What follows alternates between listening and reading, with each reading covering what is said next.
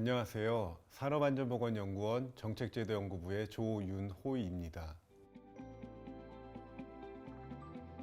우리는 다양한 노동 환경에서 일하고 있습니다. 건강하고 행복하게 일하기 위해서는 노동 환경의 질이 중요합니다. 유해위험 요인에 대한 노출뿐만 아니라 일과 삶의 균형, 조직 참여, 노동 시간, 자아 실현의 기회 등 모두 중요한 요인들입니다. 이러한 노동 환경은 노동자의 건강과 웰빙에 직간접적인 영향을 미칠 수 있습니다. 근로환경 조사는 우리 일의 질, 우리의 건강에 영향을 주는 다양한 노동 환경에 대해 취업자를 대상으로 하는 조사입니다. 현재 OECD에서는 노동 환경을 일의 특성들의 조합으로 정의해 일의 본질적 측면부터 물리, 사회적 환경까지 모두 포함하는 개념으로 보고 있는데요. 이처럼 근로환경이라고 해서 단순히 물리적 환경만을 말하는 것은 아니고요. 다양한 심리적, 사회적, 문화적 요인들에 대해서도 함께 다루고 있습니다.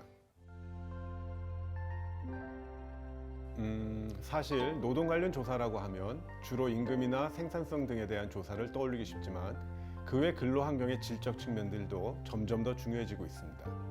근로환경 조사는 감정노동이나 직장 내 괴롭힘, 사회적 지지, 주관적 건강 상태 같이 다양한 항목을 측정하고 있으며 유럽 근로환경 조사와 동일한 문항을 조사함으로써 유럽 각 국가의 비교도 가능합니다. 해당 조사는 만 15세 이상 취업자 5만 명을 대상으로 3년마다 실시하고 있는데요. 노동 강도, 직무 스트레스, 건강 상태, 위험 요인 노출 정도 등 130여 개 문항에 대해 조사하고 있습니다. 그 내용이 너무 많아 오늘 모두 소개하기는 어렵고요. 오늘은 양질의 일자리를 구성하는 7가지 항목을 중심으로 2021년에 발표한 제6차 근로환경조사 결과를 소개하고자 합니다. 이번 조사 결과 이전 조사 대비 개선된 부분들도 보였지만 근로환경이 더 나빠진 항목들도 있었는데요. 아무래도 코로나19로 인해 비대면 문화가 확산되고 건강 또는 고용에 대한 불안감 같은 것들이 커지면서 전반적인 근로 환경에 대한 주관적 인식에도 영향을 미쳤을 것으로 보입니다. 우리가 일할 때 생각보다 여러 가지 유해위험 요인들이 노출되고 있는데요. 기계 등에서 발생하는 진동부터 심한 고온이나 저온, 화학물질 취급까지 총 13가지 유해위험 요인 항목에 대해 노출 수준을 평가한 결과 그 요인들에 노출되는 사람의 수는 전반적으로 감소했습니다. 다만 상대적으로 이런 요인들에 대한 노출 위험이 큰 근로자들은 여전히 있습니다. 특히 다른 연령층보다 50대 이상이 상용 근로자보다 일용 근로자가 유해위험 요인에 대한 노출 수준이 높아 이에 대한 개선 노력이 필요합니다. 노동 강도는 신체 건강뿐만 아니라 정신 건강에도 큰 영향을 미치는 중요한 항목인데요. 이번 조사에서는 전반적인 노동 강도가 개선된 것을 확인할 수 있었습니다. 다만 고객들의 요구에 따라 작업 속도가 결정적으로 달라지는 경우가 많고 감정을 숨기고 일하는 사람들의 비율 역시 여전히 높아 일의 자율성이나 감정 노동 측면에서 더 개선할 여지가 있어 보입니다. 또 2018년부터 주 52시간 제도가 시행됐죠. 그 결과 전반적인 노동 시간 역시 크게 감소하였습니다. 그런데 50대 이상에서는 다른 연령층에 비해 주 52시간을 초과해서 근무하는 경우가 많았으며 반면 30, 40대는 하루 10시간 이상 근무를 하는 경우가 높게 나타났습니다. 연령대별로 장시간 노동을 하는 양상이 다르게 나타나는 거죠. 일터에서의 차별과 폭력은 삶의 근간을 흔들 수도 있는 심각한 문제입니다.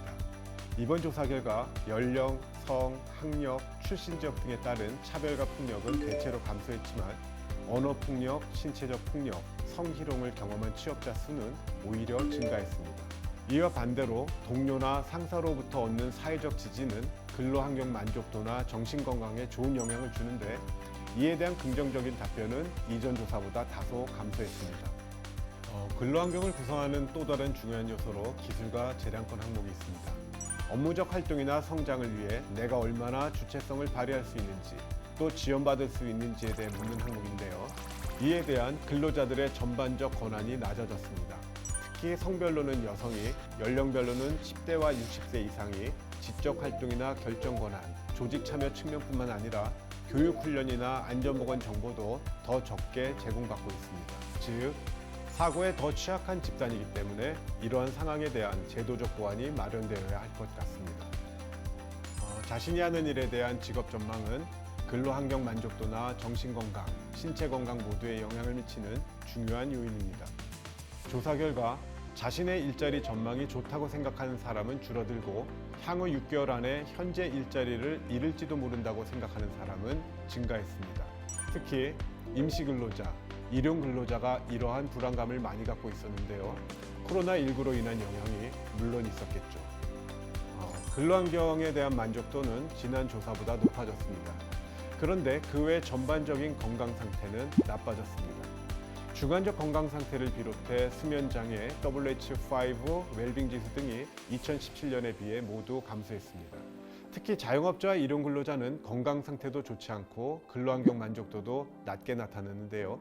이 역시 코로나19로 경제 여건이 악화되면서 직업에 대한 불안감이나 건강에 대한 우려가 커진 영향으로 보입니다.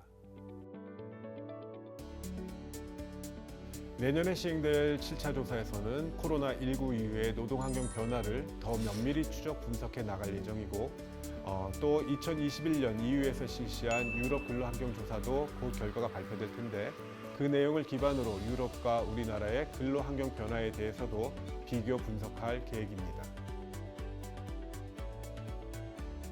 이전 근로환경조사 결과들을 토대로 감정노동 근로자를 위한 법안이 마련되기도 했고 최근에는 지자체의 코로나19 예방 활동을 위해 대면 업무를 하시는 분들의 수를 추정해 드리기도 했습니다.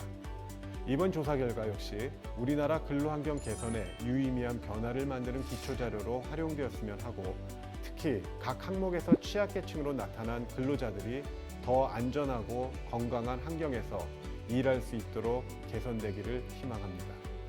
이제는 질병과 사고로 인한 노동력 손실천을 넘어 근로자의 행복한 삶의 기반으로서 근로환경을 생각해야 할 때입니다. 사고와 질병 예방 차원의 접근을 넘어 근로자의 건강과 웰빙을 높이는 근로환경의 질적 향상을 위해 사업자, 근로자, 정부 모두의 노력이 필요합니다. 연구보고서의 세부 내용은 산업안전보건연구원 홈페이지에서 확인하실 수 있습니다.